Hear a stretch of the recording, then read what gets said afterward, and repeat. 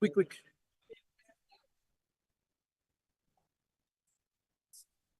Hello.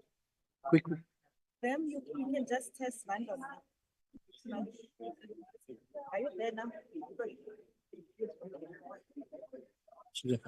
So. Let's put the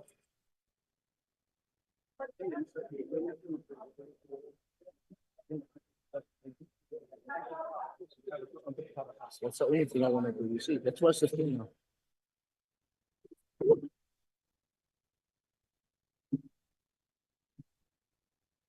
Yes.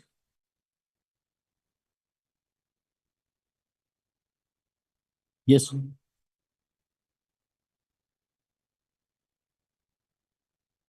Three.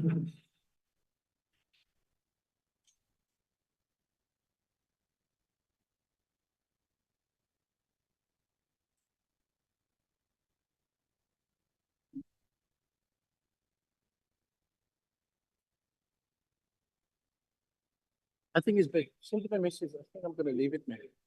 Because there's no time.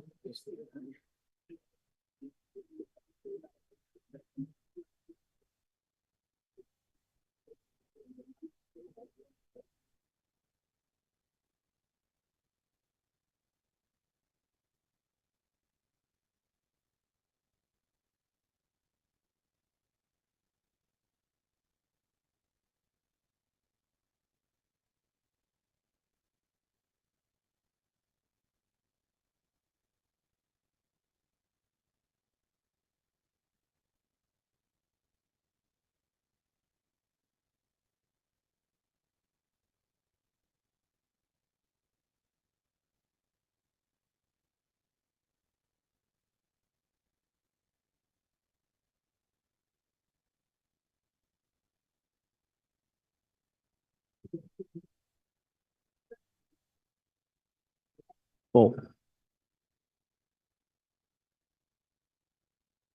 Yes.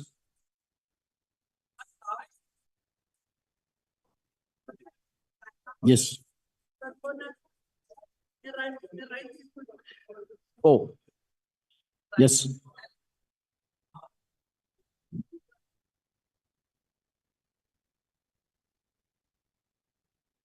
Oh. Yes. Go to 4.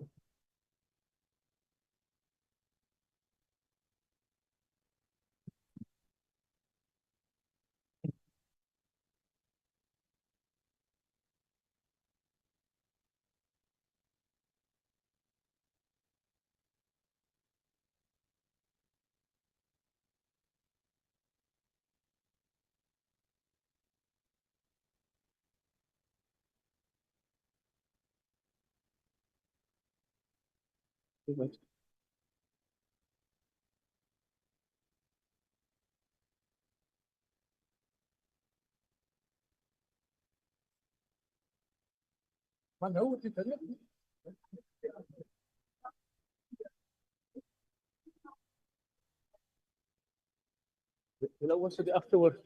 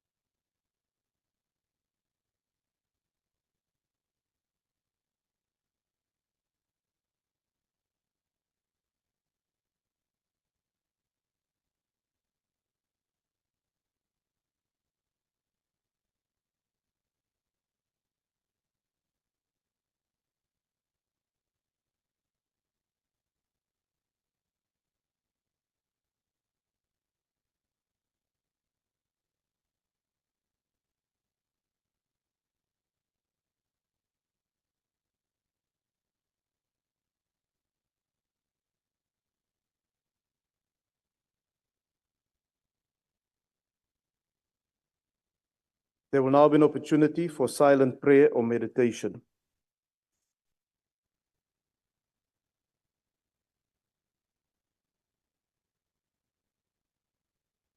Please be seated.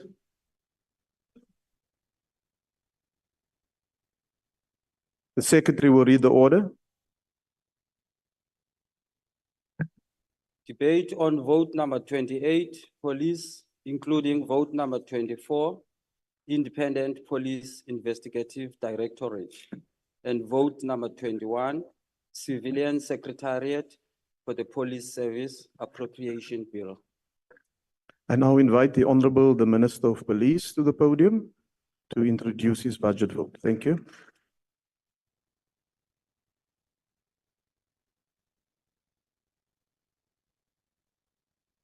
Thank you very much, House Chair. My greetings to you and all relevant authorities. May recognize Deputy Ministers Matale and Boshielo, members of the Portfolio Committee. Let me recognize General Fani Masimula, our National Commissioner, seated there, together with his team. Indeed, it's a great honor. Let me recognize the chair of our Portfolio Committee, otherwise we would not have any support for this budget. My greetings to you. It's a great honor for us to present to you this budget speech this morning. It's indeed our maiden speech after getting appointed to the Ministry of Police. We have done initial consultations and engagements with all relevant stakeholders in the portfolio, and we've identified together with Police Commissioner and Deputy Commissioners a number of challenges, a number of issues that we need to deal with. Now, I want to start presenting to you this budget, the subs budget for 28 for the financial year 24-25 to the amount of 113.5 billion rand. While the Civilian Secretariat for Police Services, which is Ward 21, has been allocated a budget of 155.9 million for 24-25, and then IPID Ward 24, the tune of 370.5 million. This is the budget that we are asking for support from you as members of the Portfolio Committee. Now, several aspects have stood out in respect of where we need to turn our focus to ensure that we build safer communities as per the constitutional mandate and the National Development Plan 2030. And I will briefly outline the priorities that we are developing and will complete soon, but we fairly standing on them at the moment for the current year 24-25. And these flow from all these engagements that we have spoken about, and we're fairly convinced that we are on the right track. First is the need to build capacity. We need to enhance police visibility in the country as a priority, so that we show to the whole country that here are the police, here is policing, and we are equal to the task. And of course, this will go with a number of initiatives, like improving community responsiveness, detection rates, crime intelligence capability, and to build public confidence. This is a package going together with that priority of enhancing police visibility. Now, over the medium-term expenditure framework period, we plan to recruit additional members to bolster our ranks. This strategic expansion is crucial for addressing the growing demands of our communities and ensuring that we can effectively combat crime across the country. During the 2022-2023 and 2023-2024 budget periods, additional funding allowed us to enlist 10,000 employees respectively for the 24-25 financial year.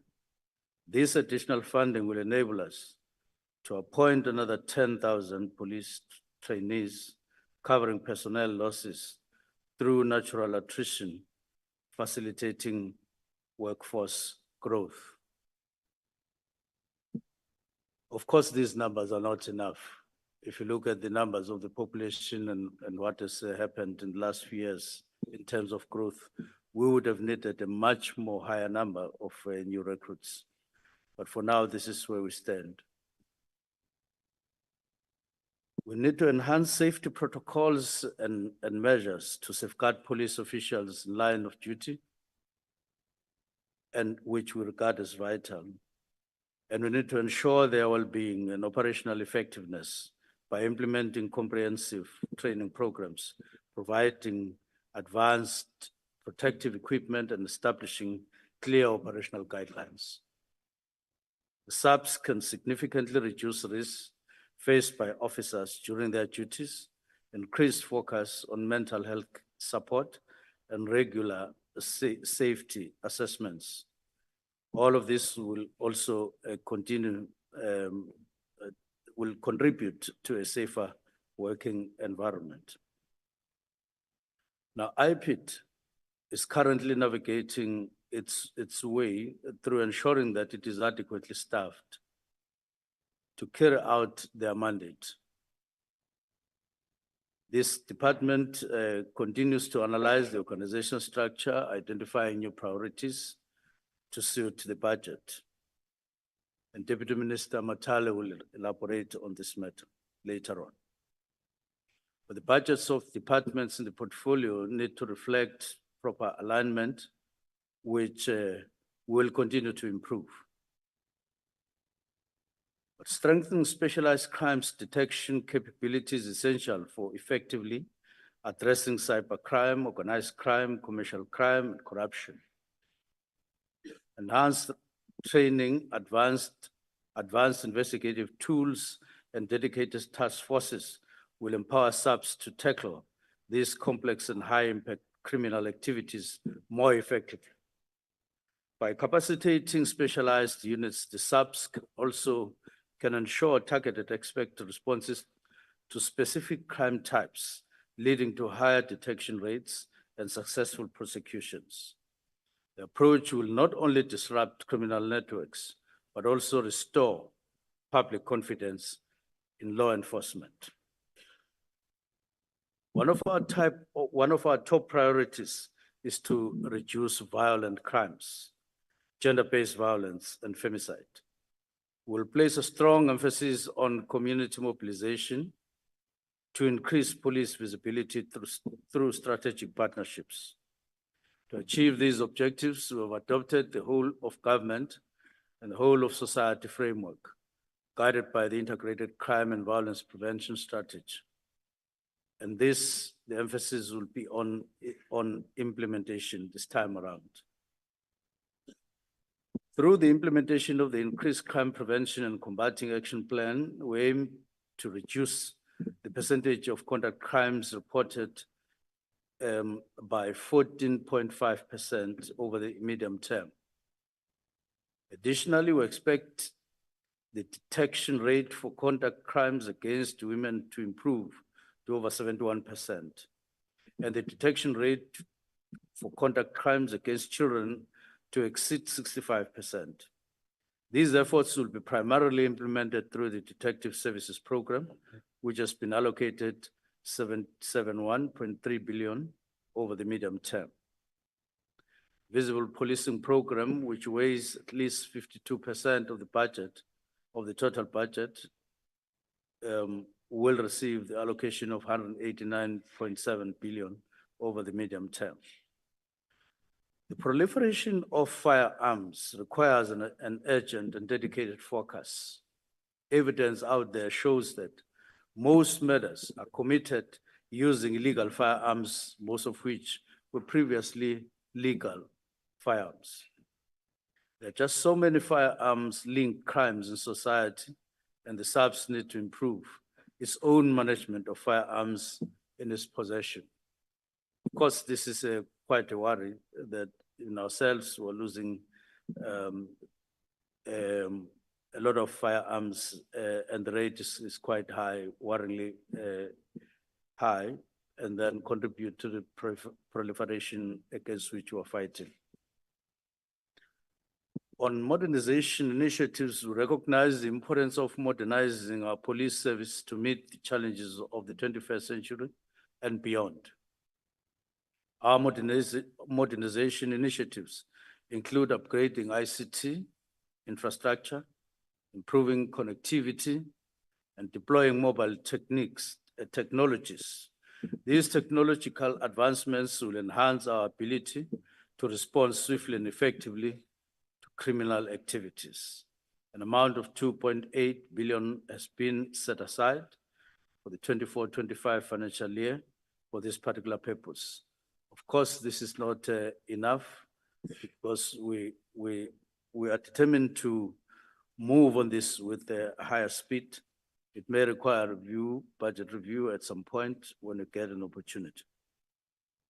Now, combating crimes impacting on economic activity, we understand the critical importance of protecting our economy from criminal activities. Economic infrastructure task teams, supported by organized crime investigation capabilities, will focus on combating crimes such as illegal mining, infrastructure-related crimes, and extortion in all business sectors, particularly the construction sector.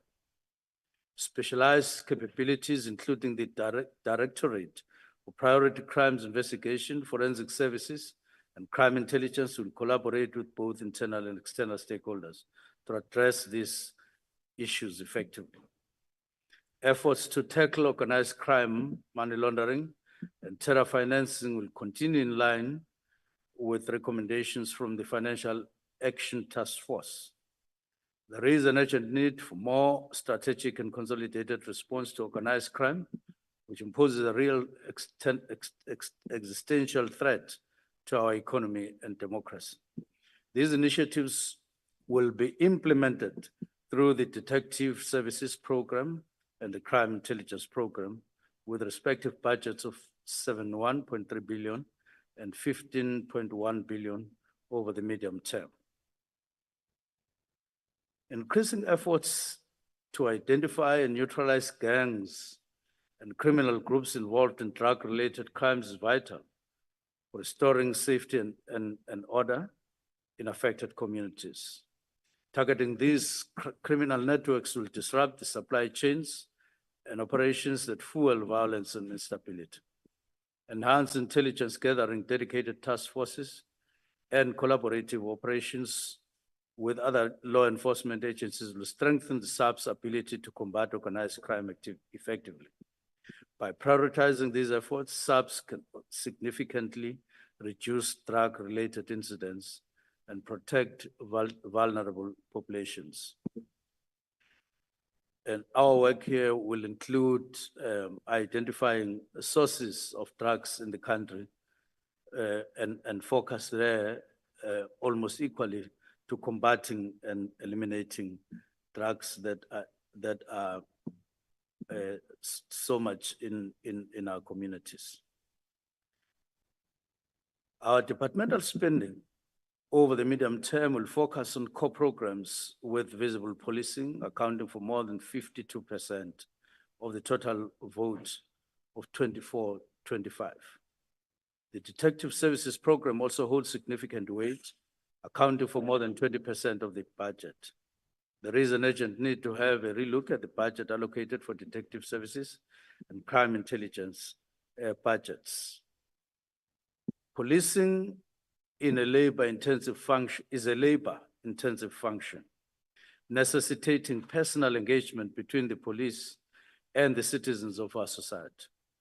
Consequently, personnel-related expenditure is the primary cost driver, contributing to more than 80% of the vote. We will continue to deploy the number of members that can be accommodated within the confines of our allocated compensation budget. Civilian Secretariat for Police Service is currently processing amendments to the SAPS Act, which was informed by 1993 interim constitution. Honorable Minister, your time is now expired. Thank you very much. Deputy Minister Boshielo will elaborate on this particular. Thank you. very much.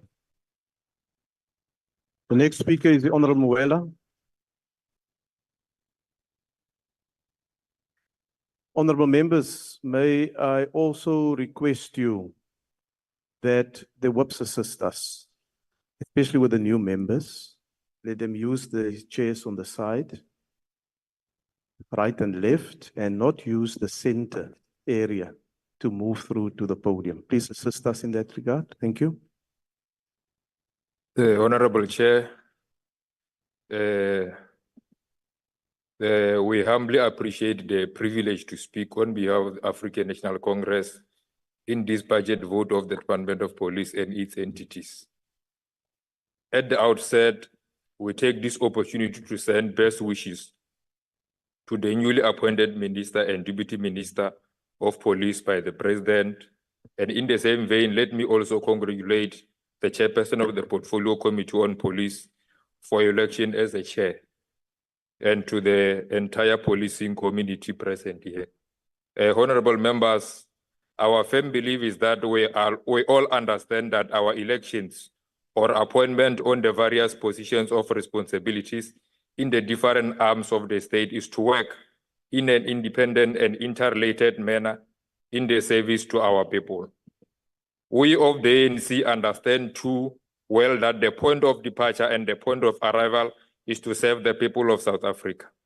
Chairperson, South Africa this year of 2024 is making 30 years of the attainment of democracy since the inauguration of the first democratic elected president in 1994, President Tata Nelson Madiba Mandela.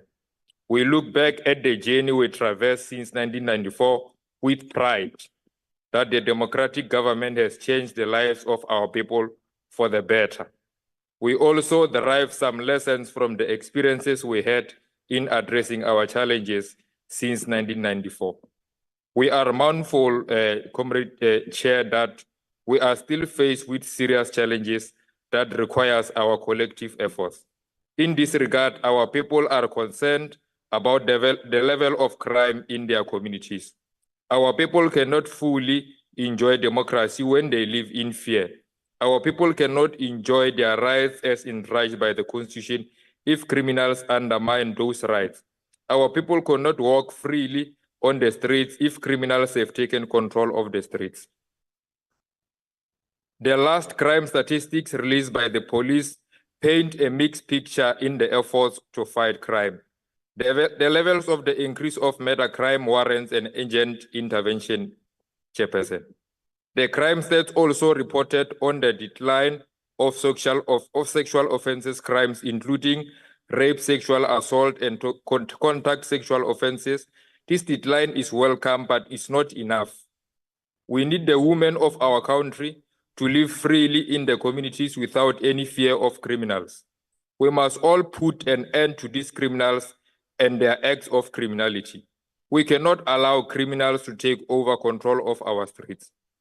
As part of the Portfolio Committee, we have considered and engaged on the annual performance of the Department of Police. We acknowledge the commitment of government to reducing the levels of violent crime, fraud, and corruption, both in private and public sectors. Honorable members will bear testimony to this commitment by the government to fight crime and corruption, as among other things, this past week we came to learn about the sentencing of those who engage in corrupt and criminal activities that led to the demise of the VBS Mutual Bank. We believe the police will leave no stone unattended in bringing the looters of VBS to book.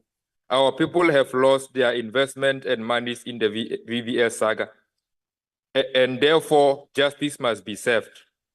We also got the report in the past week, Chair, that the police have destroyed more than 26,000 firearms since 2019. This is indeed a positive development in the fight against crime, and in particular, crime related to murder, which is on their sketch. We know too well that the police alone cannot win the fight against crime. Honorable member, will you just take your seat, please? There's a hand at the back. I'm recognizing the member at the back. No, it's okay. Thank you, Chair. Thank you. Please proceed, honorable member. Thank you, Chair. As I was alluding that we know too well that the police alone cannot win the fight against crime. It is therefore our collective responsibilities to fight crime. The working together and resourcing of the community policing forums will contribute significantly to the fight against crime. We are encouraged that the Department of Police has prioritized the resourcing of the CPFs in its annual performance plan. The department, as part of its priority, will be focusing on gender-based violence, and in this regard, the SAPS family, violence, child protection, and sexual offenses will be resourced as outlined in the budget. The department will also ensure the capacitation of the Directorate for Priority Crime Investigation, the DPCI, cyber, multidisciplinary units, as well as the capacitation of crime intelligence and skills and development. Of importance, Chair, is the capacitation of the public order policing to ensure public order and adherence to law by the public in protest actions, among other things, which will also lead to more visible policing in our streets. The fight against crime and corruption requires the protection of victims on one side and witnesses or whistleblowers on the other. Victims of crime should receive the necessary support from the state so that they can get back to their lives and not live with trauma of experiencing crime. We have seen witnesses and whistleblowers being murdered and some threatened. The protection of witnesses of crime and whistleblowers is critical in the fight against crime and corruption. Again, we are encouraged that the Department of Police has made protection of witnesses one of its key priorities. We note that the police will continue with the recruitment of more than 10,000 police personnel in this financial year. This is important in the strengthening of the capacity of the police. We also note, Chair, the undertaking by the department to open new police stations and thus ensuring access to police services by the communities, which also lead to refurbishing of many precincts in our communities. The acquisition and use of technology such as drones, body-worn cameras, CCTV, and automated number plate recognition will further strengthen the fight against crime in a technology-driven way. Honorable Chairperson, the Operation Chanela is an important initiative in the fight against crime. This operation should be sustained and be rolled out to the serious crime areas to ensure that our people live in harmony with one another and are not harassed by criminals. On behalf of the African National Congress, Honorable Chair, we support this budget vote 28 of the Department of Police, and I thank you. Thank you, honorable member. The next speaker is the Honorable Cameron, who will deliver a maiden speech.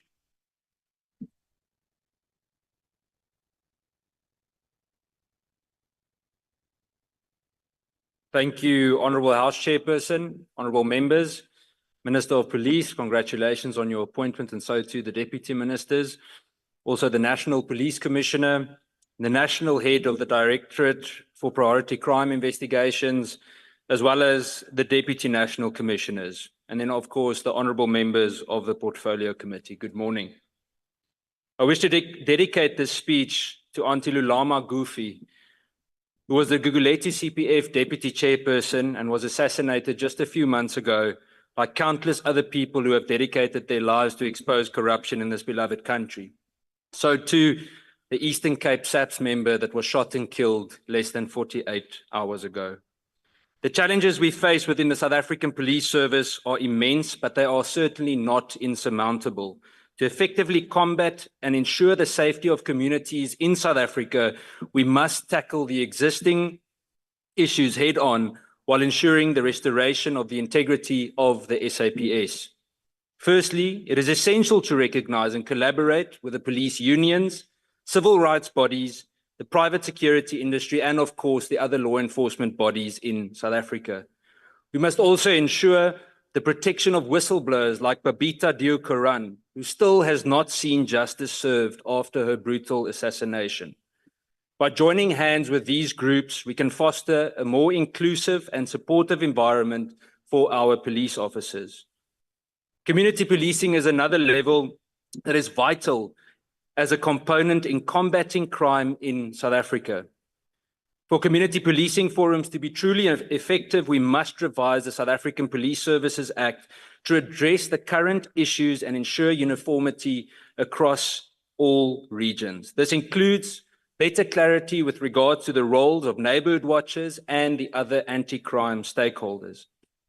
We must also emphasize the importance of discipline within the South African Police Service, ensuring that it is applied fairly and consistently. Police unions have consistently told Parliament that discipline is applied inconsistently and that low-ranking officers are sometimes punished more severely for minor infractions to their higher-ranking counterparts committing far more serious acts of misconduct. This imbalance simply undermines morale and the integrity within the service and causes discord between the management and the staff of the different entities within the policing environment. With close to 200,000 personnel, management at all levels must perform optimally if we are to ensure that we turn the tide against crime, and it must not just be at senior level. We cannot continue to appoint more and more senior managers in the South African Police Service. The organizational structure is already significantly top-heavy, which prompted an organizational redesign 4 years ago, which has seemingly stalled. While we welcome the measures already taken by the National Commissioner in reducing the number of Deputy National Commissioners from 6 to 2, we certainly need to do more.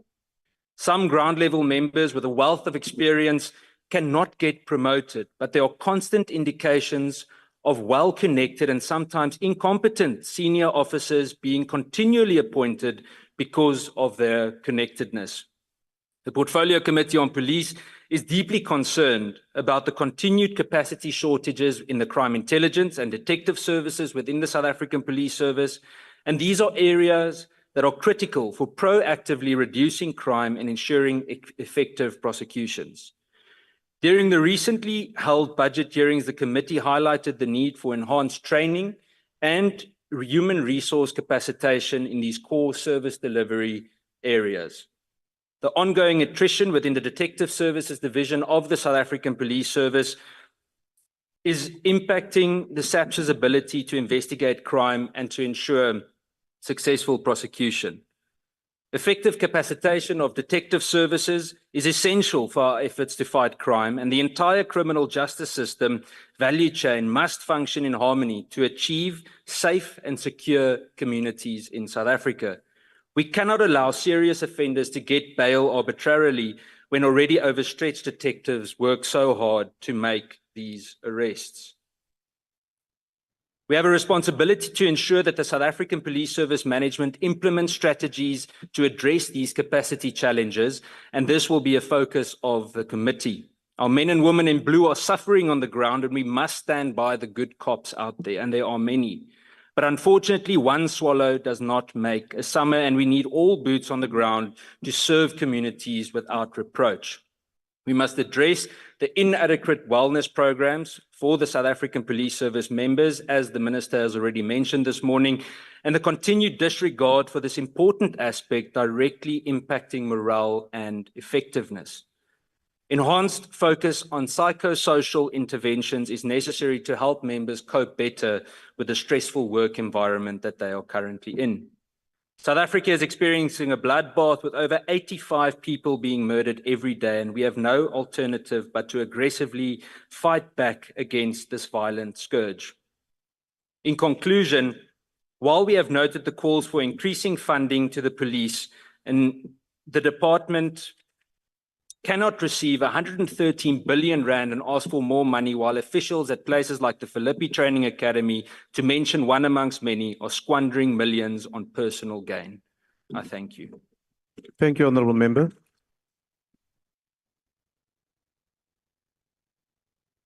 The next speaker is from the MK Party.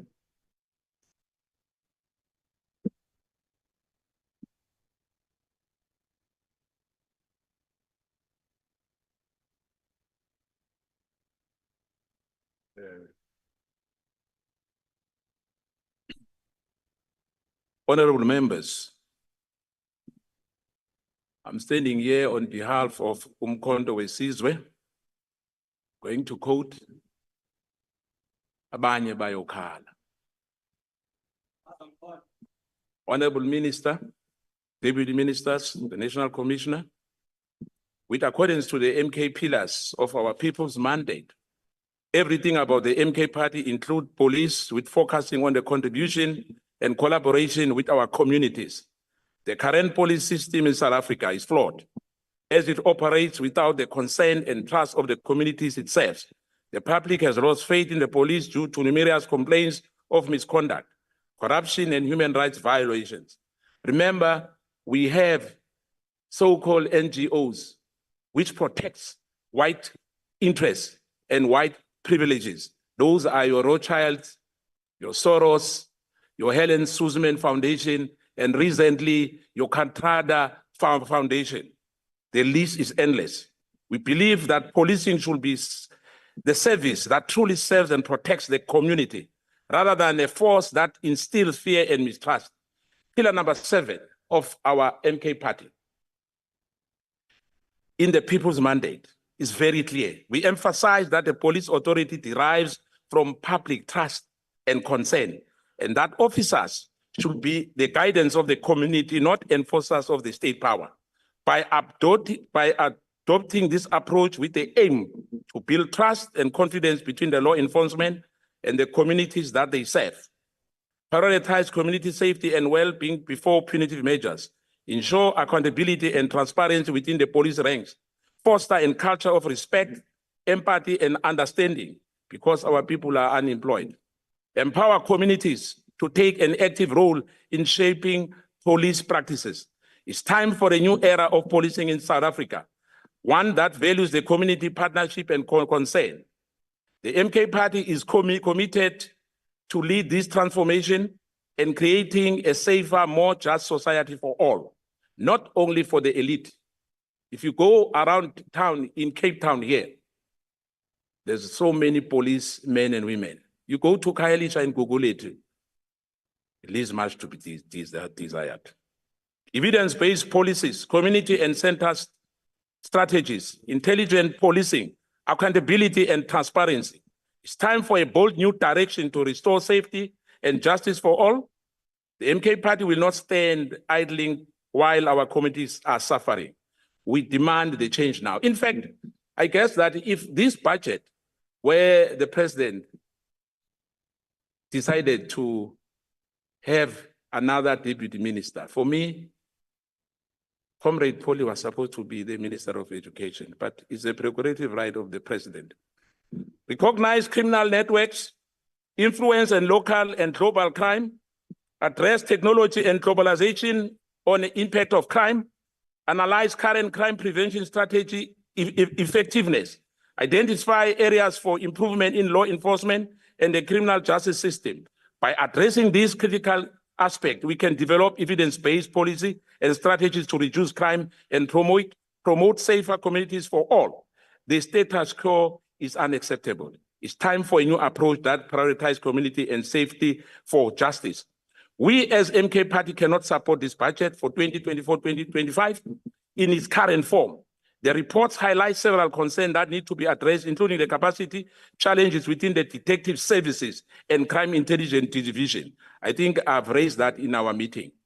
The inadequate regulation of firearms and the lack of progress in implementing community-oriented policing. We also note that we concern the persistence and the underperformance of SAPS in reducing contact crimes and crimes against women and children, and escalating human trafficking has to stop. This report observation that murder rate in South Africa is higher than that of many active war zones in particular is alarming. In fact, we are even worse than Gaza. Furthermore, we are disappointed that the report does not provide sufficient details on allocation of resources to address these high levels of corruption. We propose the following amendment to the budget vote: increase funding for detective service and crime intelligence division to address capacity challenges. Implement measures to strengthen firearm regulation and reduce the proliferation of illegal firearms. Develop, implement, and comprehensive plan to address corruption within SAPS. Provide additional funding for community-oriented policing initiatives. Develop and implement a plan to address the high levels of violent crime in South Africa. Provide additional funding for National Drug Master Plan and the Narcotic Intervention Plan. Increase funding and data-driven analytics to identify crime patterns and criminal behavior. Provide additional funding for development of community police forums. Implement measures to address the concern raised by the committee regarding the murder of case of Tamia Border. We all hope that this amendment will be considered and implemented to ensure that SAPS is better equipped to address the higher levels of crime. Before I conclude, I'm compelled to express my concern and frustration regarding the inordination delay in the later Tina Jomaite Peterson case investigation. It's over a year. It has now been a full year and 2 weeks since I initially reported the case, and yet the investigation remains ongoing. I'm forced to inquire whether this protracted investigation is a result of gross police incompetency or deliberate and a sinister attempt to conceal the truth. Now, notably, Richard Janji, unfortunately, is no longer a member of parliament, but now the Honorable Minister Penny Majordin, they have to account on this.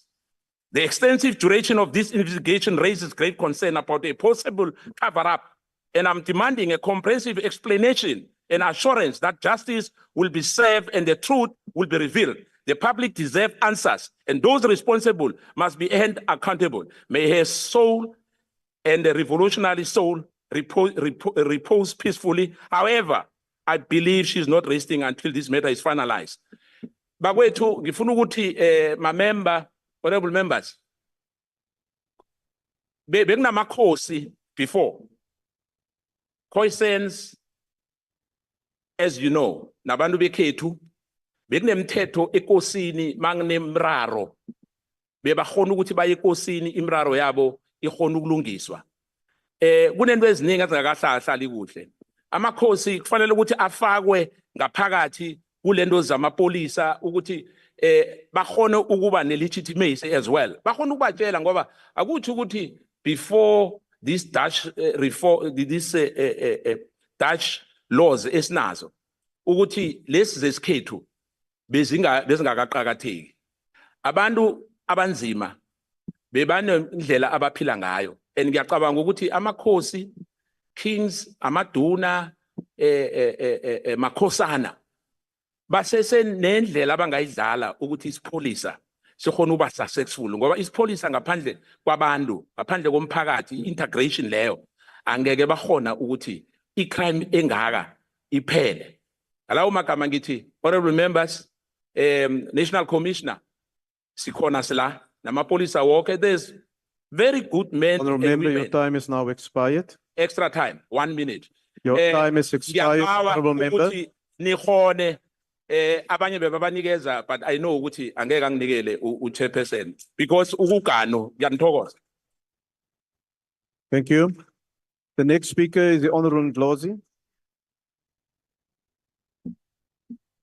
Thank you, Speaker, and Chairperson, and good afternoon, honorable members. Morning. We perhaps as a point of departure must guarantee the people of South Africa that we know of the racist idioms that have sometimes informed white supremacists to think that there is a relationship between polish and the skin pigmentation in the history of South Africa. We're not going to accept those racist practices in these chambers where blood was spilled to confront centuries of racial exclusion and abuse against Black people. This budget, Chairperson, takes place within a broader context of no confidence in the police. The people of Jukulane, the people of Nanda, the people of Delft live under constant fear of well-known criminal gangs, well-known individuals that are doing despicable acts of violence. And at the center of the crime-ridden society in South Africa are two important things that the APP does not address, with its appropriation of about 113 billion for SEPs alone. One is the fact that your strategy is not actually committed to prevention of crime. You want to fight crime after it has happened. There is no well-articulated idea of how you're going to stop the murder rate, which is amongst the highest in the world. In the last financial year alone, about 27,500 people were killed, murdered. If you want to understand the dramatic effects of that, in Gaza, there is an ongoing genocide with military bombardment of buildings and people. In the same period, so to speak, since the war started, 38,000 people were casualties, 27,500 in South Africa under so-called peace conditions. In Gaza, where there is a war and genocide, 38,000. You have lost the war against crime. Of the top 30 police stations, if you look at them over the last 20 years, they repeat themselves. You know where murder is taking place. So it means you need a preventative strategy. All those police stations are known coming from only 4 provinces, KwaZulu-Natal, Gauteng, Eastern Cape, and the Western Cape. There is no strategy here to address that. Same as rape and gender-based violence. 42,000, over 42,000 rapes in the last financial year alone. The police stations are the same. The top police stations are well-known police stations, Sishio, Umlazi, Delft. You know where these activities are taking place. They are related to shebins. They are related to places that are not safe in the streets, in the parks. Your deployment of the budget, your deployment of personnel should be preventative of these crimes. There is kidnapping on the rise. Even members of parliament in this chamber these days get kidnapped. Gangs and drugs, all the drug lords or the drug dealers are known. Only the police claim ignorance. We know the houses in Orange Farm. We know the houses in Khayelitsha that are selling nyaupe. Only the police don't know. Only the police claim ignorance. The gangsters are embedded with the police. In fact, some of the drugs in our country are transported with police vans because police vans don't get to be searched. And that's another key problem of the failure of crime in this country, is the embeddedness of the police service. There is no strategy in here to disarticulate police up to the top generals that are working with criminals, that are working with drug lords, that are on the payrolls of drug lords. Crime intelligence in your budget account for about 4%. You know why? Because you're not planning to prevent crime. There should be an increase in relation to the crime intelligence budget, because you need to produce intelligence product, predict crime, and be able to combat it, including GBV. You must have informants within families. You must put them on the payroll who are going to report on the uncles, the fathers that are raping children and women, that are beating women inside households. There are a lot of feared and known families in this country.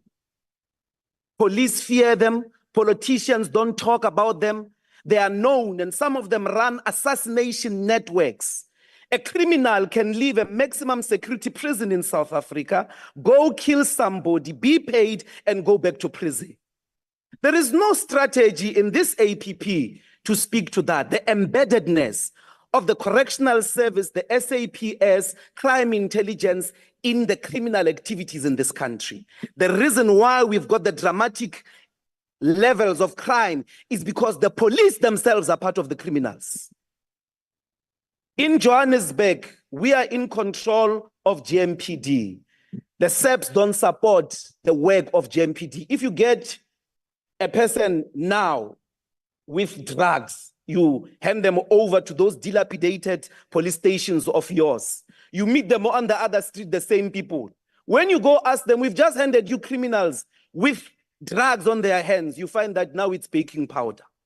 Because the police stations of South Africa under your watch are embedded in criminal activities. We can't support this budget. You have failed, and you are still going to fail because you are not planning to prevent crime, number one. Number two, the entire police force needs to be disarticulated from being embedded with criminals. We can't support this budget, and we call on our people to reject it. Thank you very much. Thank you, Honorable Member. The next speaker is from the IFP.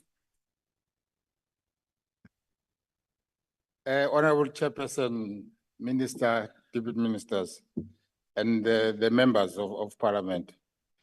Honorable Chairperson, the South African Police Services 2024-2025 annual performance plan showed that despite massive budgetary increases, the law enforcement body is still struggling to get a grip of the country surging crime rates. Under the previous administrations, we saw how this department aimed at dealing with crime through a one-size-fits-all approach, which in turn has failed miserably as the crime rates steadily kept increasing each quarter. Therefore, we welcome the new minister acknowledgement that crime levels are on the increase across the country, but differ in nature from province to province, which is a factor that needs to be taken into consideration in implementing the National Crime Prevention Strategy. Further, Honorable Chairperson, according to the 2014-2024 budget, SAPS has seen over 50 billion budgetary increase over the past 10 years, with much of the focus on the recruitment of new officers. However, reports have shown that for all the billions that have been spent over the years, there is only a marginal increase in SAPS workforce, particularly in visible policing. Considering all these billions spent, our police officers remain in a dilapidated state. There are still not enough vehicles to patrol vast areas, and at the same time, police stations officers do not even have proper uniform or even stationery to do their work. Therefore, as the IFP, we call upon this new administration to get in houses in order. How can South Africans listen to discussion on keeping them safe when a police vehicle has not patrolled their areas in weeks or sometimes even months? We also welcome the new minister's intent to revise the budget in order to increase our counter-crime intelligence capacity. It is not secret that sophisticated crime syndicate that started to rule South African streets and even more industry. Therefore, this department needs to take a more proactive role in not only uncovering this syndicate, but in ending their operations. Last, Honorable Chairperson, while we commend IPID for its work and high rate of cases being investigated and finalized, we call on them to aim 100% resolutions of cases so that no person is denied justice. It is essentially to restore public confidence in police. Much work is to be done to keep South Africa safe. Mhlonishwa Minister, nabaphathi bonke, Deputy Minister ngayikhuluma lento ukuthi sekufa abantu abawu-15 eThembisa, akhona yedwa umuntu okwaboshwa. Kufa abantu abawu-24 eWard 8 eNkandla, akhona yedwa umuntu okwaboshwa. Kusho abantu abawu-8 eWard 1 eNquthu, akhona yedwa umuntu oboshiwe. Laba bantu bayaboshwa, ama-report ayalokhu. Ama-police station aseKhombe, Minister, uyayazi, ngicela kube khona into eyenziwayo ukuba kushintshwa i-local leadership yakhona noma kufakwa amaphoyisa amasha ngoba abantu bayaphela lapha akekho umuntu oboshwayo. Angithokoze kakhulu, ngiyayisupport i-budget. Thank you, Honourable Member. I'll now call on the Honourable Member from the PA. Is the honorable member of the PA here? Nope. Honorable member of the Freedom Front Plus, Honorable Groenewald. Thank you.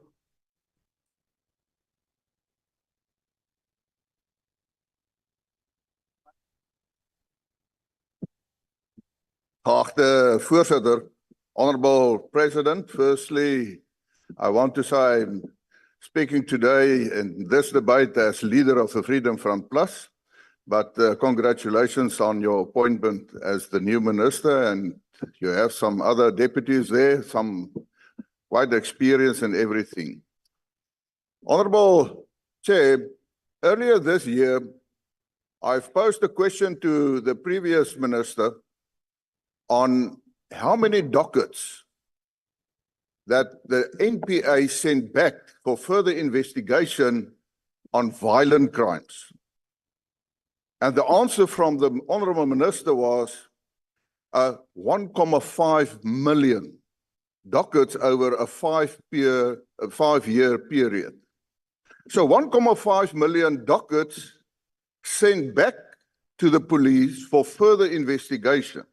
And as far as I'm concerned, this is where our problem is. If we want to effectively prevent and combat crime, we must look at our complete criminal justice system. Justice, police, and correctional services. And if the backlog, and if we look at other cases, then we talk of more than 2.5 million dockets that has been sent back and is outstanding. Therefore, we must look at our detectives. In 2016, we had about 27,000 detectives. It decreased to about 16,500 detectives. Honorable Chair, it is impossible for the detectives to do proper work. They are hard-working people, but if you walk into their offices, you will find there are more than 300 dockets on their desks. It's impossible for them to do all and look at all the crimes that is taking place in South Africa.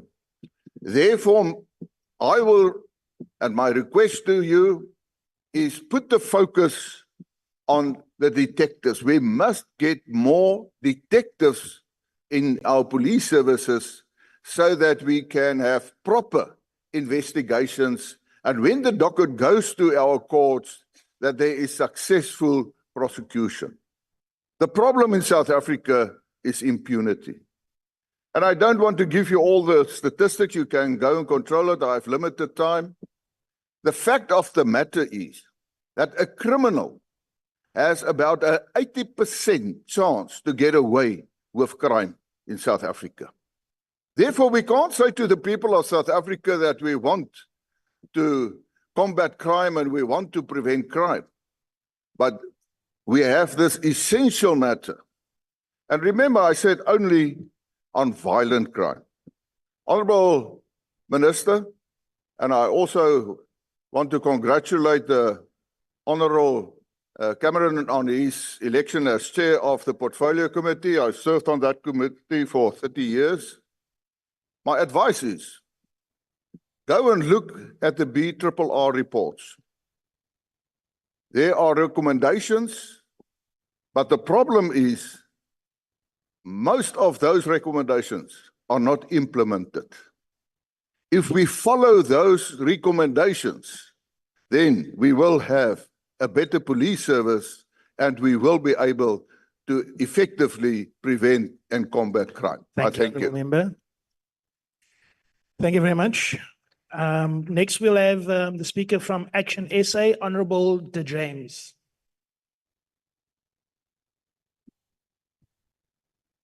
Thank you so much, Chairperson. Good morning to the Minister, the Deputy Minister, and the National Commissioner, and all the other honourable members. Being politically correct and technical is definitely not my portion.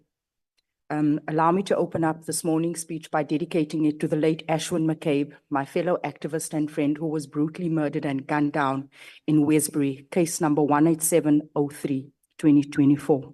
The excuse to date as to why those perpetrators have not been brought to book is the excuse that many South Africans are hearing. He's on leave and there are no witness statements, Minister. This shows the inefficiency of your crime intelligence unit. All those cases that hasn't made it to the court, it is always because there are no witness statements. That is the narrative going around in our communities. Minister, you earlier spoke about your medium-term budget, and I heard you highlighting the fact that you will be focusing on the source of these dealers. Now, years ago, when I started my activism, I too would have thought that that is the right approach. But if you don't focus on today's peddler, I've also realized that today's peddler is tomorrow's kingpin. So as much as we're focusing on the source, these peddlers in our community, within 3 to 4 months, they too become kingpins. So it's important that we approach and our efforts are tailor-made to basically address anyone that is involved in crime and drugs in our communities. Minister, you've also heard, and the National Commissioner knows, everyone in this room in SAPS knows, because I have been knocking on their doors for years. Guns, there is no targeted approach or program in any of the presentations that specifically addresses guns in our communities. Now, years ago, I remember there was a program that spoke to amnesty and people handed in their guns, and those very same guns found their way back into our community. Can we look at getting a program that specifically speaks to guns? This weekend, I had to jump off my bed because they were shooting on the corner of my house in Eldorado Park. Just this weekend, 4 young men died as a result of gun violence in my community. Don't think I'm just speaking about my community, because what is happening in Aldos is happening in all the communities across South Africa.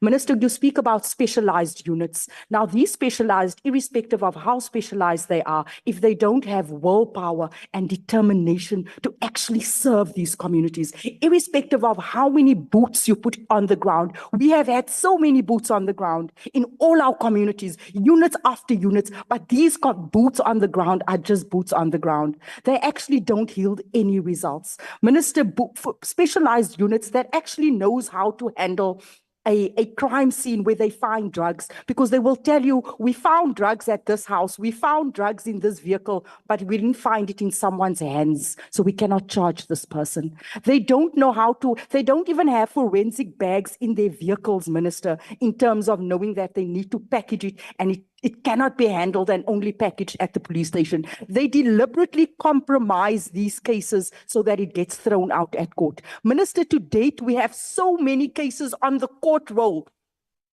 and we are waiting on your forensic labs. I don't see anything in your budget that actually speaks to speeding up and finalizing all of these murders as a result of the delay at your forensic labs. Minister, can we prioritize what is happening in terms of the backlog at the forensic labs? Minister, there are so many people that is willing to serve this country, but unfortunately they have a tattoo or two on their bodies. We cannot continue discriminating against the youth. No one told them that they're not meant to have tattoos, and yet they have a will to serve in our. Can we please relook at that? Though they are very capable, they get turned away as a result of tattoos. Also, the situation with reservists, every time SAP Thank goes. you, Honourable Member. Your time has expired. Thank you very much. Thank you, Minister. Let's prioritize case Thank you. 18703/2024. Thank you. Next, I will be calling the Honourable Deputy Minister of Police, Honourable Bushilu.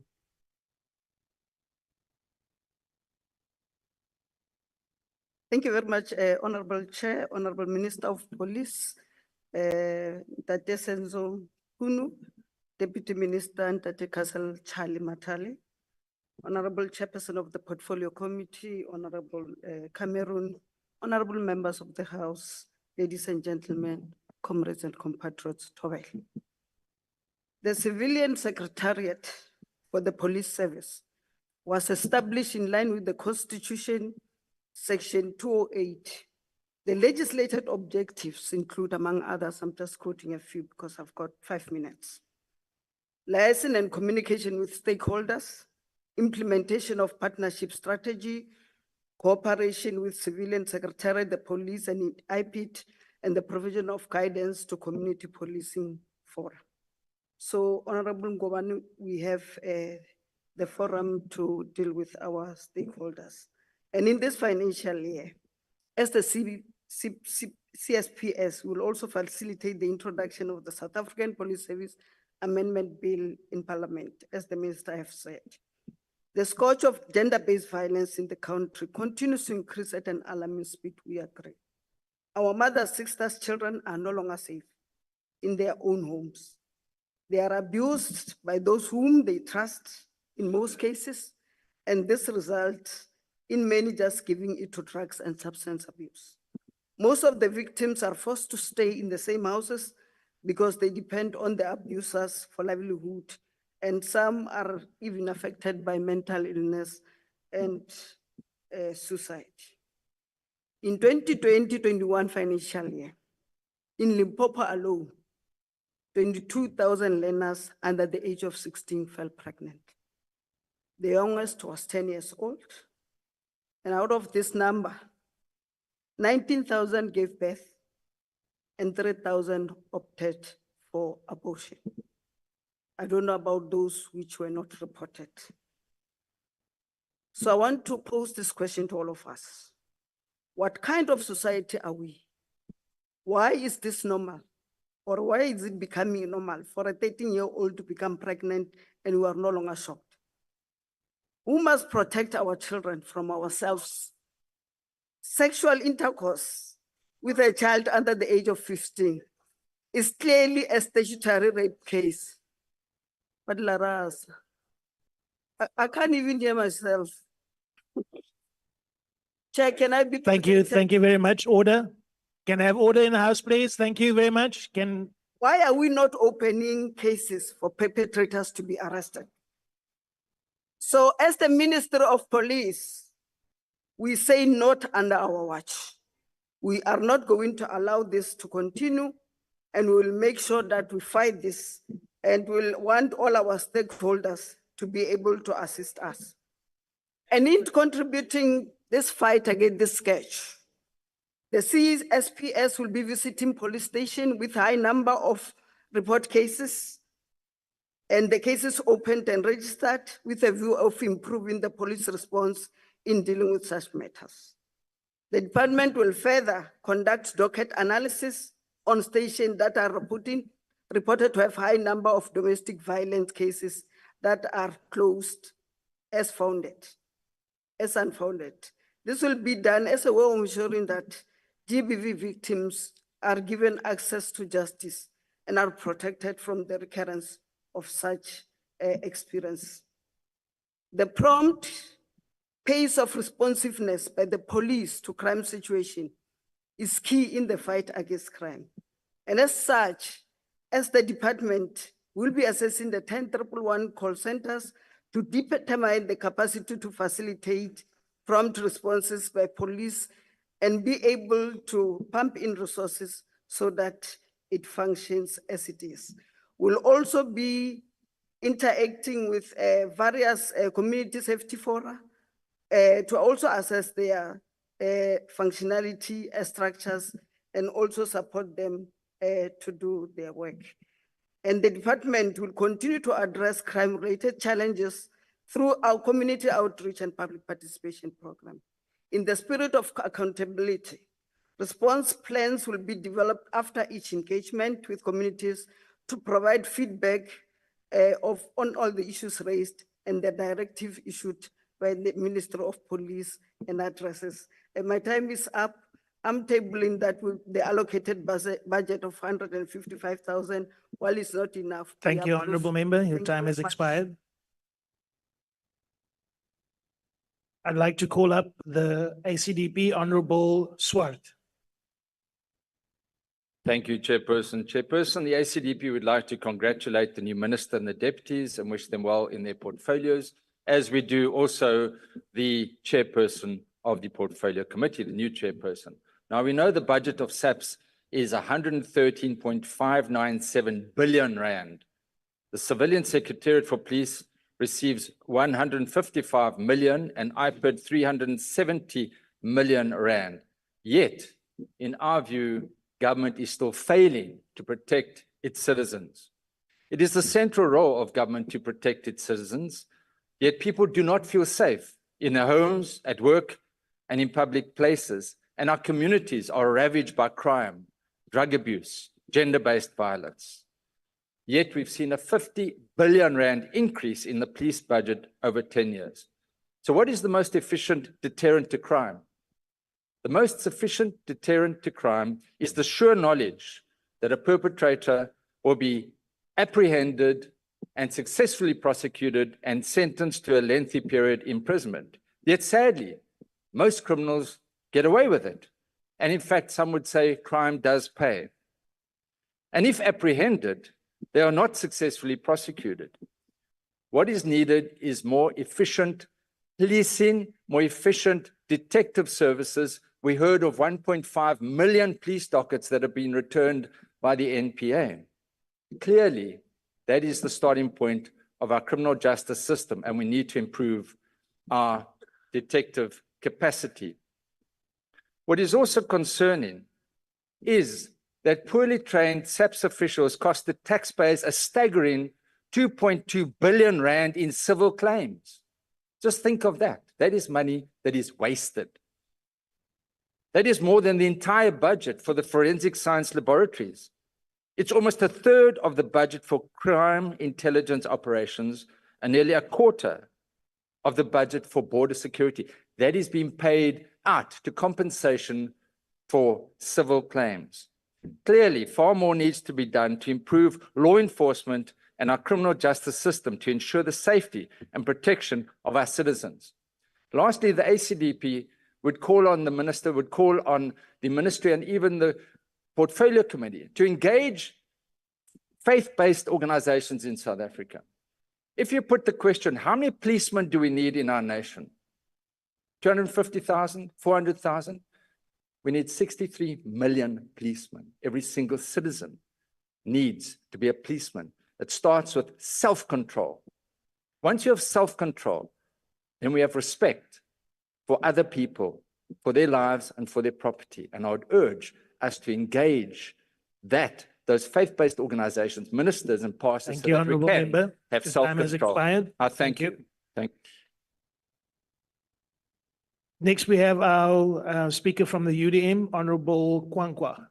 Thank you very much, House Chair. Minister, our communities are living in fear of criminals.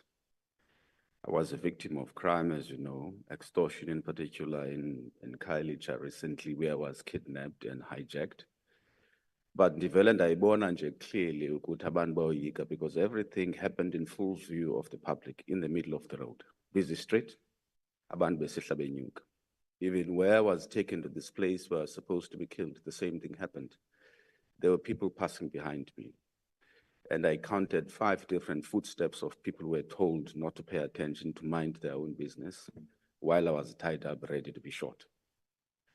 It gave me one thing. It concerned me because our people are living in fear. They are living in fear of criminals wherever we go. And the point which was made earlier to say more investment has to be made in crime intelligence. We need to detect and prevent crime rather than reacting to it. Because when we react to it, we're not solving or addressing the problem. And Indobi Crime Intelligence Services receive less than 5% of the budget is a problem, and it needs to be looked into. Otherwise, we're not being preventative in our approach. The other thing, Minister, is that the report does cite issues that center around the increases in the budget in real terms. Even if you were to looking at detective services, if you were to take into account inflation, which is contained in the report, it's actually 2% in real terms. Even this one, the increase is 3% in real terms. What we're not getting then is a sense of how that is going to impact your ability to discharge your mandate and to make sure that police is actually not under-resourced as it is currently. Visible policing is a problem. There's a speaker who said you'll see a lot of police here in the CBD area, but once you go to the townships, you're lucky to see 1 police officer on site, especially even in areas that would consider to be hotspots for crime. And that is something we have to change. The police, yes, you have a few bad apples, but there are men in the blue, many men in the blue are doing their best, trying their best to solve the crime problem in the country, but they are overwhelmed and under-resourced. and the criminals tend to have an upper hand. Up until we resolve these issues, putting task teams in place, properly resourcing them. But I was told in one instance that even in Cape Town alone, when it comes to this issue of extortion, that the police themselves have arrested more than 40 people, police officers who are part and parcel of the criminal networks. It means the problem is widespread because it affects mainly, especially the townships, but it also affects the communities, the economies rather of those townships, because no one wants to do business now in the townships. And that's what's going to happen is that as soon as they completely destroy and they have nothing to take or extort from that economy, that is going to spill over to every sector of society and every community. And before you know it, we'll be living in fear of criminals. Lastly, this thing here, gender-based violence, I think I'm a policy, but in table view, a simple thing. There is a gender-based help desk. Thank you, Honorable Member. Your time Where has people must expired. go and Thank queue you. victims then actually Thank you, explain their Honorable story Member. in public. Thank you. Thank you. Next, we will have rise Honorable Ghana.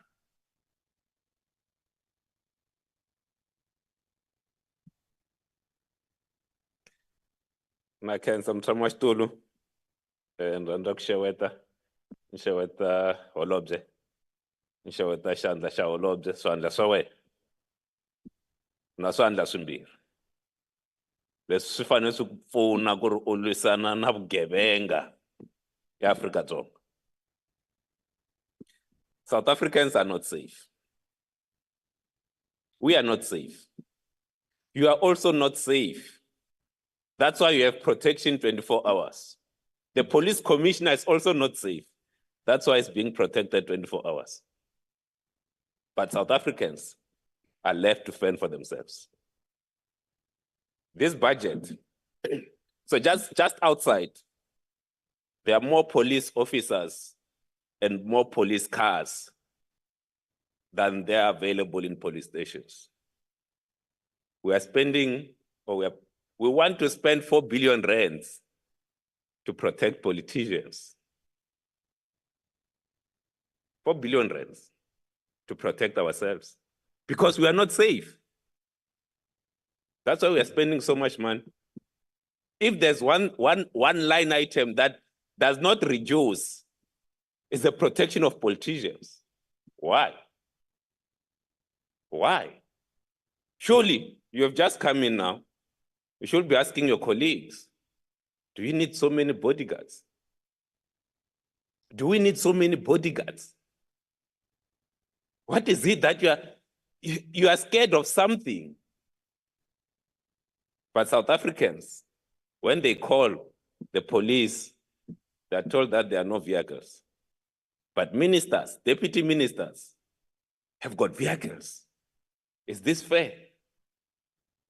You are actually saying politicians are more equal than ordinary South Africans. That's why outside there's not even a parking space because of cars transporting politicians. But let's go to Khayelitsha now. There are no police vehicles. In your first adjustment, and I wish you luck, please cut the fat from the protection service. Politicians are not more important than ordinary citizens. Let's have police cars in the stations. So what do South Africans want from this budget? They want to know that the police, SAPS, will be professionalized. They want to know that you have a plan to remove illegal guns in our communities. Because if there are no illegal guns, there will not be killings. They also want you and the team, Commissioner Massimo, you know where the drug lords are. Let's remove the drugs from our communities. And anyone that works with the criminals. Thank you, Honorable Member. A woman, your time has expired. Thank you, Honorable Member. Mara Mystery, Struggling, can see. Thank you. Next, we will have Bosa, Honorable Webster.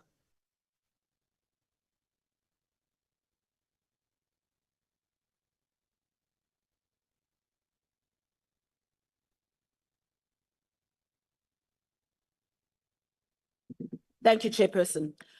Honorable members, there is not a single part of South Africa that isn't affected by crime in this country, whether it is petty crime, whether it is housebreaking, whether it is gender-based violence. We are a nation under siege by crime. And while that is the case, over 61 million South Africans live in fear because SAPS has the audacity to allocate over 2 billion rand this year alone for VIP protection for the politicians of the GNU, as the honorable member has alluded to, who has just left. This is the same amount that is allocated to the Hawks to combat violent crime and corruption.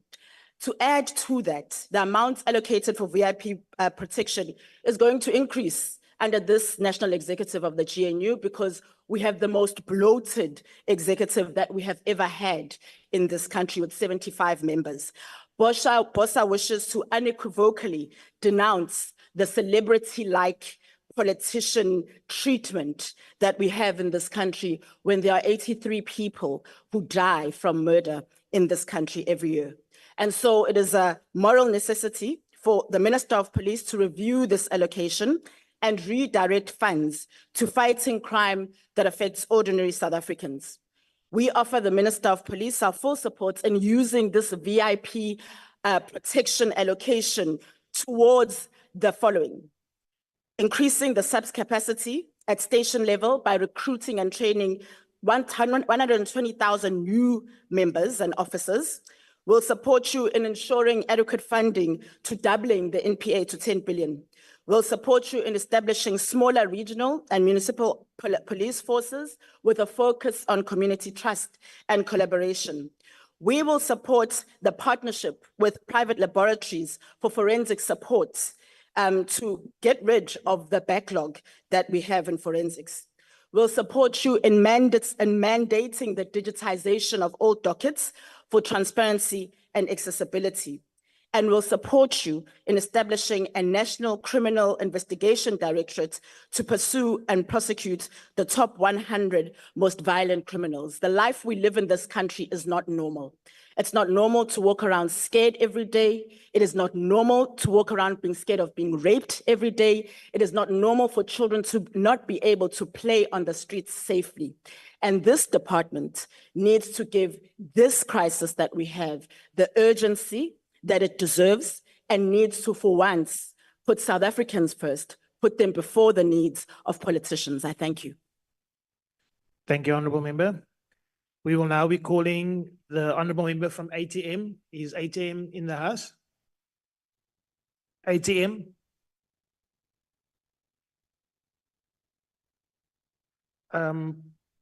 Honourable, are you rising for ATM? Okay. Then I will speak to Honourable Plaatjes from the ANC.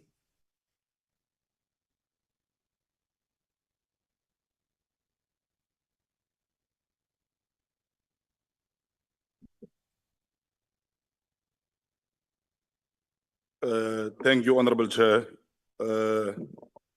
Greetings, Honorable Chair, Minister, and Deputy Ministers, Chair of the committee, all honorable members.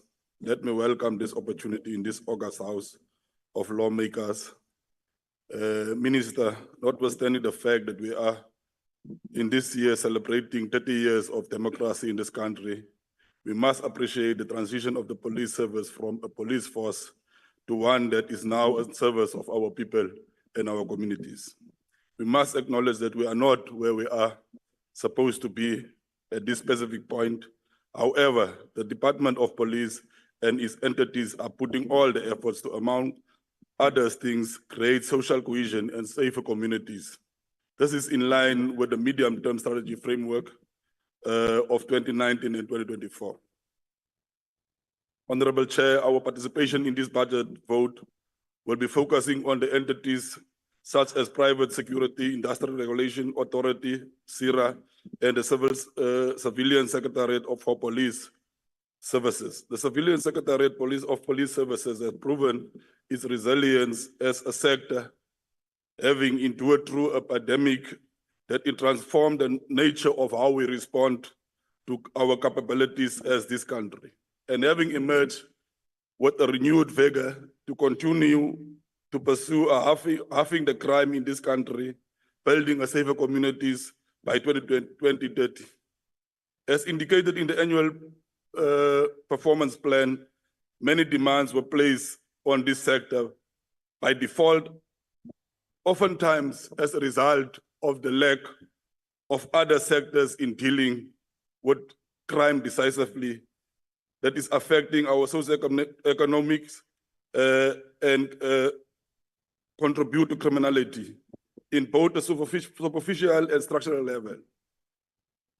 The SAPS has, however, remained resolute in their determination to ensure the positive attitude and professionalization of the SAPS in order to bring about safer communities and improve socioeconomic development in social cohesion. The CSPS has remained consistent in terms of development and review of legislation compliance to our constitution that contributes to the effectiveness of criminal justice system, including the assessment and review of prescribes of that is hampering police services delivery. As part of moving forward, the CSPS indicate in the indicated financial year 2024-25, the strategy and policy direction of the department will continue to focus on promotion of police professionalism, trust, and improving effectiveness in the police service. The department will also conduct analysis in key safety prevention relating policies, informing policing and legislative review. The Private Security Industry Regulation Act number 56 of 2001 set out a primary mandate of the authority, which is to regulate the private security industry and exercise effective control over the practice of the occupation of security services providers in public and national interest and in the interest of private and security industries itself. The role of a private security industry in the South African economy by offering security service to both businesses and private residential areas cannot be emphasized. This is reflected in analysis indicating that increased demand for private security is a result of the increased criminal activities in our communities. CIRA is working in collaboration with the police to ensure a stable, compliant, and well-governed private security sector. This collaboration is working as a compliance entity. The collaboration is a cooperation between CIRA and the police will contribute to the fight against crime and also to the issue of employment. The authority's annual performance plan undertakes to also improve the digitized systems of CIRA to make sure that all stakeholders are having access to private security and the private sector. This is a part of implementing the transformation strategy. We are also in agreement that the authority is affected by the fiscal constraints, and we believe that a revision of the Levies Act by the National Treasury will go a long way in addressing the fiscal challenges faced by this authority. The security sector not only provides a force multiplier of the fight against crime, but is also a contributor to our economic and creation of jobs and a contributor to reducing of unemployment. Further, that the improvement of the industry training standards will improve professionalism and also will open up for youth to join this. Thank you, Honourable Member. Your time has expired. Thank you We very in any much. way support. Thank you so the much. vote. I will now see if there's a member from Al Jamal in the house. Anybody from Al Jamal? No. Now we will call on NCC, Honourable Adams.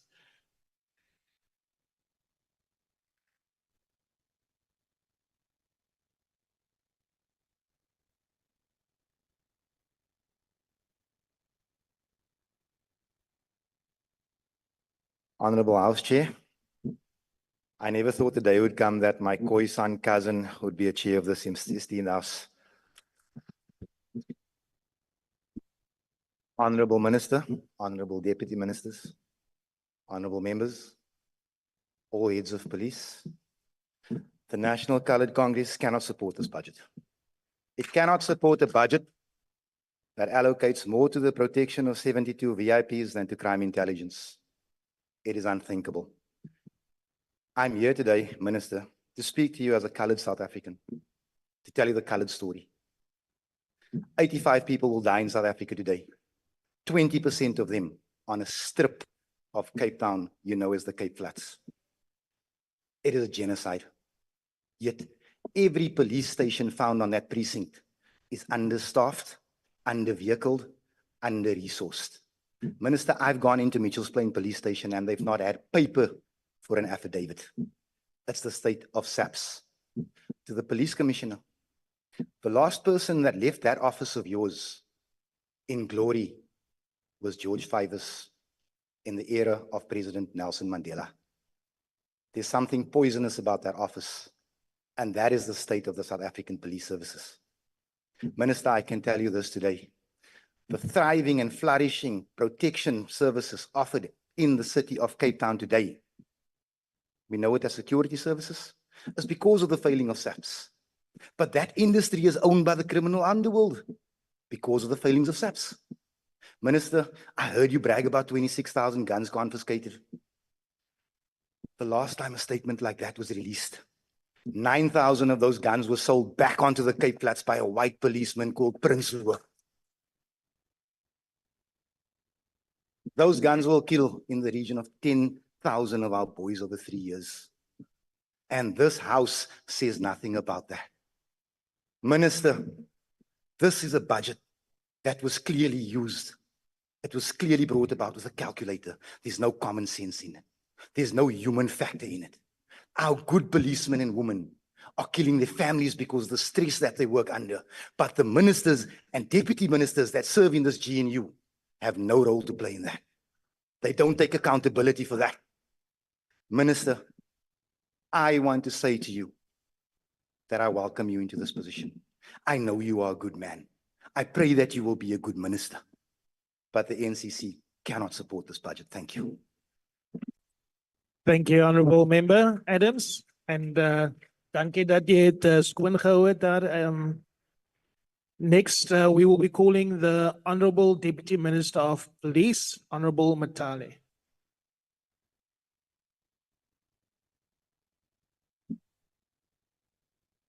Is it 3 minutes, not 5? Oh, yeah.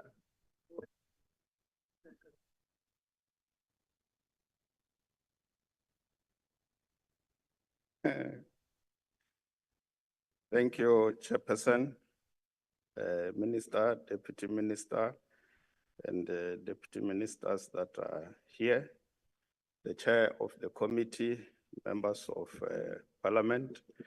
It's an honor and a privilege for me to be part of this debate on passing the SAPS budget. I wish to indicate that some of our colleagues that came here misrepresented facts. And I think it will be important that let's differ, but on the basis of facts. Yeah, they said that traditional policing has ceased to exist in the country, which is not factual. What is factual is that we do have traditional policing led by the South African Police Service. And in various traditional areas, we have established a presence, like in Nongoma, where we launched this program, including in the in Mpumalanga province, in the area of Bushbuck Ridge, where we launched this. Yes, it has not covered most of our areas, but we are on course to ensure that this happens. It's not factually correct to say that our people have lost confidence in SAPS. they do. Yes, there are those who have a problem with police given their political affiliation, which we have no qualm about that, but it's not the people of South Africa, including an opposition to the budget. It's a political view to not support the budget, but our people need this budget for it to serve them and their police stations. In our course to ensure that we professionalize the South African Police Service, this entails that we strengthen internal oversight mechanisms through ensuring proper checks and balances. And in this regard, IPID play an important role, Chair, in ensuring that there is checks and balances. And to ensure that if IPID is effective in this regard, this financial year, the Directorate is in the process of procuring a new case management system to improve management of cases within IPID to ensure better integration with systems of other law enforcement agencies and the justice cluster. The Directorate is planning to continue with improvements in the ICT environment by modernization of business processes such as leave procurement and performance management. With regard to the management of backlog that is there, extra investigators will be roped in this regard to ensure that we address this backlog, which is affecting our ability to do our work. These additional detectives will support the process of ensuring that the available capacity is strengthened. Case of GBVF will be prioritized by the unit to ensure that we are able to deal with issues where GBV is perpetrated by police. IPID is there not to be only a watchdog, but to assist our police officers to conduct themselves in a manner that is in line with the Constitution of the Republic. We also recognize the critical role of strengthening relations with various stakeholders in raising awareness of its mandate. The Directorate aims for formal engagement to manage perceptions and restore public trust and confidence in its services. It also seeks to reassure the public of its commitment to promoting a respect of the rule of law and human dignity. We will also implement quality assurance framework developed to recruit the 3 former prosecutors as quality assurers for 3 hotspot provinces, each on contract to strengthen the quality of investigation of cases by assessing the quality of dockets and also review non-prosecute cases. We will also establish a research unit in the Directorate to enable in-depth stress analysis to inform organizational policies to assist in making the necessary changes and interventions. Thank you, Honorable Thank Member. you, Your Chairperson. time has expired. Now, that's a fact. Your time Thank is you. up. Time is up, fact. Thank you. Is that a point of order? Thank you very much. Now we'll call the honorable member from the PAC. Do we have an honorable member from the PAC in the House? No. Honorable member of the UAT? Is the UAT in the House? No. Honorable member of Good? Thank you, honorable member. You may commence. Honorable Good? No. Okay. Then we will have the Democratic Alliance, Honorable Shikeling. Thank you.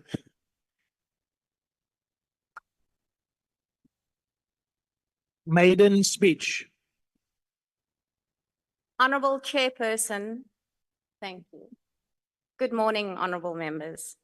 We are gathered here today to discuss policing in South Africa, a vital topic that is very close to the hearts of the people in our country. This is a conversation about justice, equality, and the future we envision for our nation. It is not just about crime statistics, rands and cents, performance plans, and numbers on paper. It is about making sure that in everything we do in this house, we do to advance the safety and well-being of all South Africans. the SAPS Annual Performance Plan aims at the maintenance of a professional and capable SAPS. The impact statement makes it clear the SAPS is tasked with ensuring a safe and secure environment for all our people that is conducive to fostering socio-economic stability and supporting a better life for all. Our beautiful nation is blessed with passionate activists, committed lawmakers, and dedicated officers in blue who must be applauded for their excellent work and who strive tirelessly to reform and improve our policing practices. However, we must sadly also acknowledge the systemic issues that plague our policing system and admit that we have just as many law enforcement officers who have made themselves complicit in the rampant crime and corruption that takes place in our most vulnerable communities each and every day. Instances of corruption, malfeasance, police brutality, and police inefficiency tarnish the noble intentions of many diligent officers. These challenges undermine public trust in our security services and perpetuates a cycle of fear, violence, and mistrust within all our communities. Minister, what South Africa so desperately needs now is a competent police force that is well capacitated by professional and experienced officers. It is in dire need of comprehensive training programs, innovative technologies, and robust oversight systems that enhance accountability measures. Officers must have proper access to the tools of trade, well-maintained vehicles and facilities, and a clear path forward that can lead us to a more just and secure society. In order for us to attain our vision of a safe and secure society for all, we must look at the following three objectives. Firstly, we must ensure that crime does not take place by having an effective crime prevention plan. Secondly, create and maintain robust law enforcement institutions capable of ensuring that people are held responsible for their crimes they commit and are given opportunities to become law-abiding citizens. Thirdly, building a criminal justice system that ensures that victims of crime are not pushed to the periphery by building adequate structures and providing avenues to support and ensure accountability and justice for victims of violent crime. Policing in South Africa remains a complex and challenging task. Our country has one of the highest crime rates in the world, sadly. According to the 2022-23 crime statistics, 27,000 people were murdered, almost 170,000 violently assaulted, and 40,000 were raped in the course of a single year.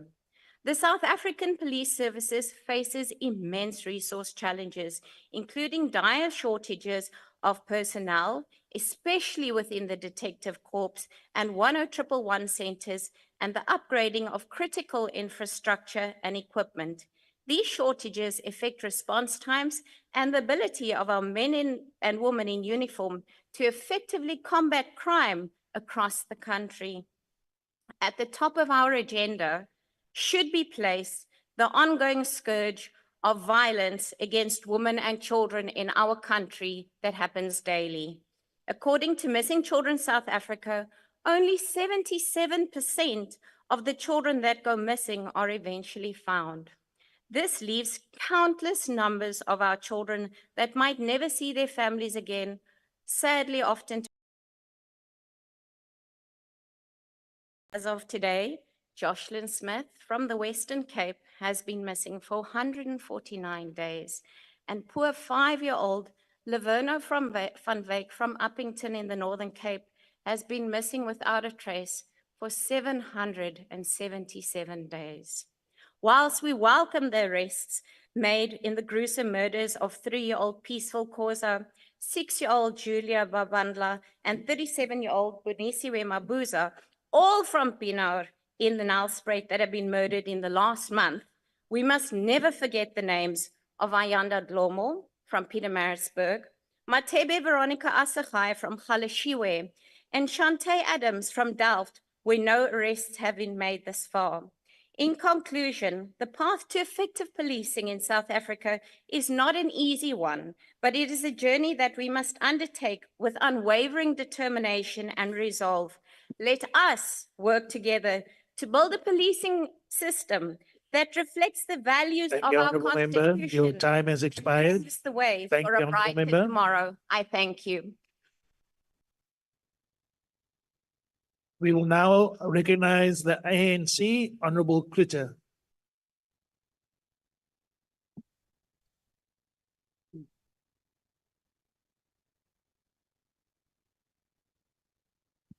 Goeiedag, geachte voorzitter, leden van het parlement en minister en de adjunct ministers. Laat me eerstens toe om allemaal te groeten. Minister, adjunct ministers, ik wil net vir julle sê geluk op die verkiesing in die 7de administrasie om te dien as ministers. Die African National Congress ondersteun die begroting van die polisie, zodat die ministers kan voortbouw op goede werk en om te verzekeren dat hulle bekamp misdaad. The Independent Police Investigative Directorate Act makes provision for the establishment of an independent police complaints body that must investigate any misconduct of offense committed by a member of police. The IPAD Act gives effect of the provision of the section 206, subsection 6 of the Constitution. In this regard, the IPAD plays a critical role as a police watchdog. This is to ensure that the actions of the police as law enforcement agencies adhere to the Constitution and other laws of the Republic. This also means that the conduct of the police should respect the rights of the citizens of our country. We have noted that in its annual performance plan, the department has seen a need to establish a policy research unit which will analyze the trends to guide IPAD, policies, interventions, and to inform decision-making. This is important within the context of evidence-based policies making. That is critical for our development as a country. IPAD will also establish the Access and Awareness Rural Strategy, which is intended to establish the strengthened relations with the rural communities, as well as to create awareness of the IPAD legislative mandate. We know that through the budget allocation, IPAD will over the next 3 years prioritize addressing the case backlog and investigating the cases related to all police brutal rape, torture, and assault. This is in the light of the fight against the surge in reported cases of the gender-based violence and femicide. Special emphasis will be placed on cases involving women, children, and people living with disability. We also appreciate that IPAD through the budget will enhance its investigative capacity and streamline processes to improve the quality of its investigation. This will ensure that cases before IPAD are dealt with and within a reasonable time, Minister. We welcome the projected increase of the budget for IPAD at the rate of 4.5% of the medium-term strategy framework. As part of restoring the public confidence and trust in its services, IPAD will engage it in raising awareness about its mandate. This will be undertaken through formal engagement with key stakeholders. Honorable Chairperson, overall, we of the African National Congress commend the department and its entities on the positive progress registered in the fight against crime and corruption in the past 5 years and beyond. We, however, maintain that we are seriously concerned about the level of crime and corruption in our country. We undertake that we will do our oversight role, ensure that the Department of Police and its entities implement their policies, priorities with the sole object of ensuring that South Africans live in a secure and safer environment. We urge our communities and the people of South Africa to work together with the police to fight crime, corruption, and the protection of our women and children as well as the vulnerable in our society. The police alone cannot win the fight against crime. Our collective efforts are required to squeeze in isolated criminals from our communities. The African National Congress support the budget vote 28 of the Department of Police and entities. Thank you. Thank you, Honourable Member. We shall now call the Minister, Honourable the Minister of Police. Thank you.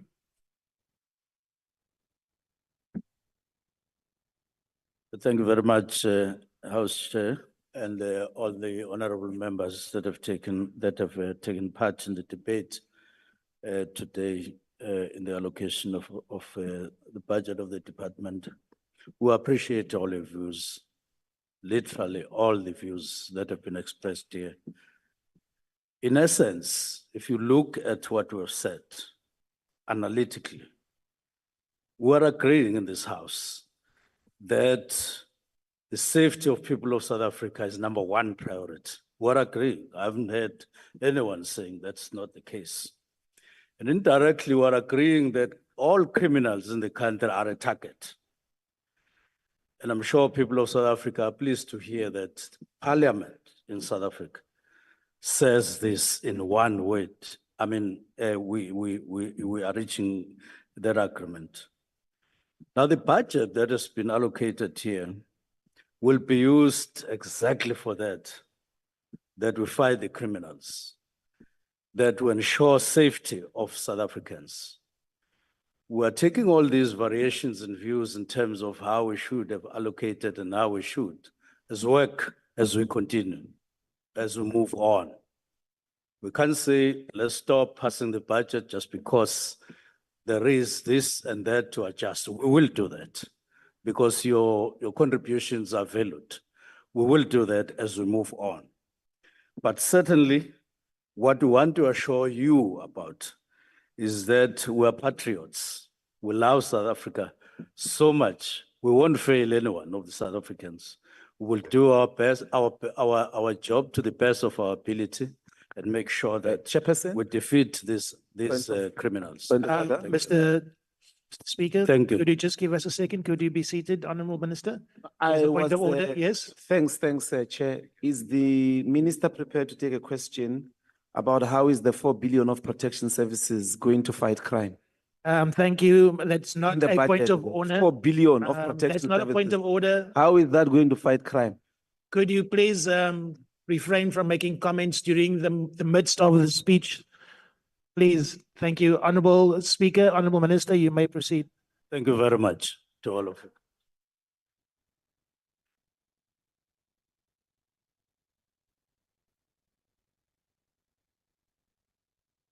Okay, thank you. So that being said, members are reminded that 2 debates are scheduled simultaneously for 2 o'clock today.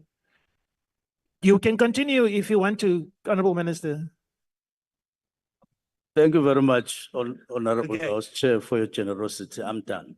Are you done? Okay, thank you. Okay. In closing, members are reminded that 2 debates are scheduled simultaneously for 2 o'clock today. The Higher Education and Training Budget Vote debate will be held in the Good Hope Chamber, while the Public Works and Infrastructure Budget Vote debate will take place in the Committee Room M46. That concludes the debate and the business of this mini plenary session. The plenary may now rise.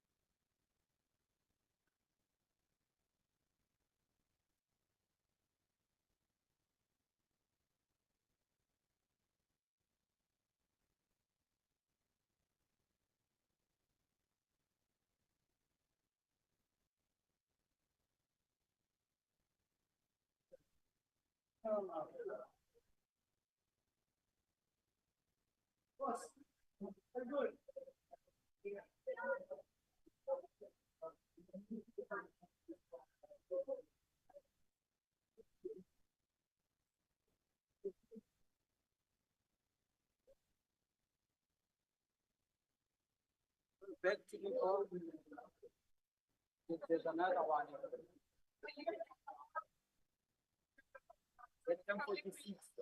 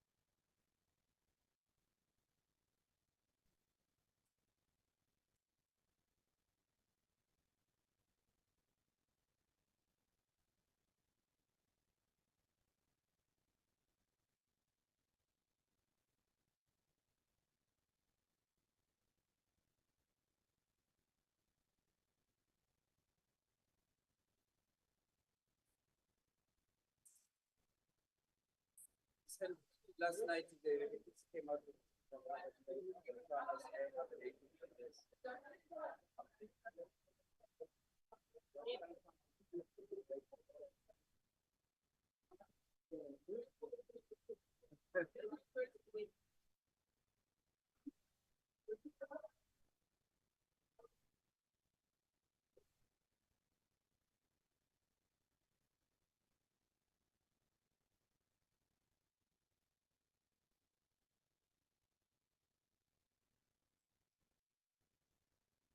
Minutes, don't worry about that. This can go.